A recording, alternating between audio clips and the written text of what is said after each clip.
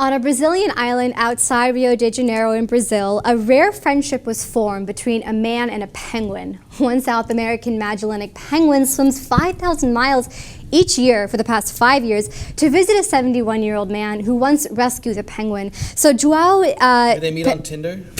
No, he did not swipe left or swipe right for the penguin. It was natural meetings. Joao Pereira de Souza, 71 years old, right? He saw this penguin covered in oil on the brink of almost probably dying, and he kind of takes him in, and for a couple weeks, you know, feeds him, has fun play dates together, and the penguin doesn't leave.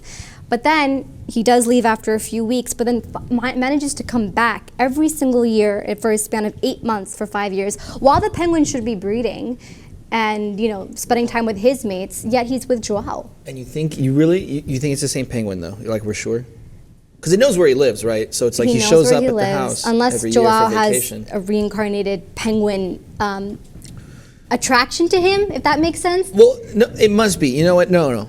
You're right. It must be that penguin for this reason, because he comes up and he's cool with him, right? Other penguins don't just come up and like hang out with him, right? So it's always one penguin coming up that like probably remembers him. That's why he's cool with him. Penguins aren't like necessarily like, they're not like kittens, right? They're not gonna like walk up to you and like rub on your leg, right? They're like, they don't like really hang out with humans, but this penguin seems to like Joao quite a bit. Actually, experts who have kind of observed this have said that Dindim, by the way, is what Joao named the penguin. Dindim. Dindim.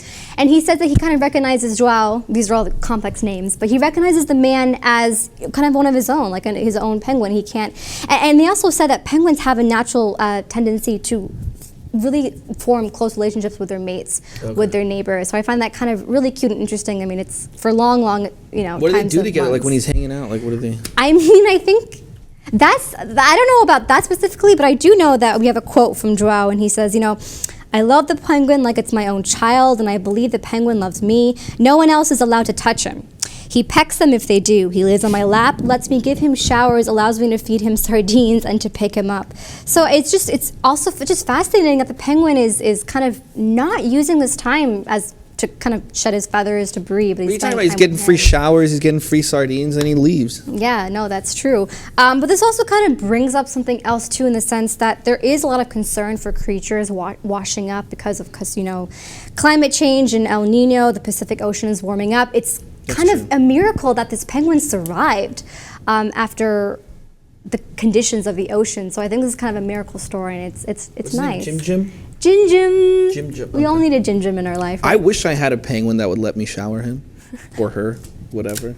Well, you know, as they say, a penguin is a man's best friend.